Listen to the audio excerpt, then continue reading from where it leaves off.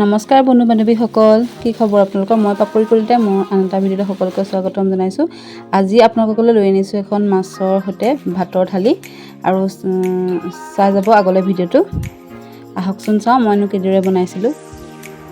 ভাতৰ লগত আছিলে তুৰৈ আলু বিলাহীৰ লগত মাছৰ জোল আৰু লগতে মাছ ফ্ৰাই আৰু তিয়ঁহ পিঁয়াজ দি এনেকৈ চালাড বনাইছিলোঁ আৰু লগতে বনাইছিলোঁ এখন দাংবডি আলু শুকান চব্জি আৰু আচাৰ নেমু জলকীয়া তেনেদৰেই বনাইছিলোঁ। আৰু চাব আপোনালোকে দেখিবই থালিখনত কি কি দিছোঁ মই লগত। আৰু লগতে আছিলে কাচকল আৰু বেচনৰ সৈতে মই ফ্ৰাই কৰিছিলোঁ। চাব, চাই কেনে পালে প্লিজ কমেণ্ট এটা কৰিব। থালিখনত কিন্তু যোৱা বছৰে বনোৱা মই মূলা গাজৰ এনেকৈ আচাৰ আছিলে তাৰো দি দিছিলোঁ।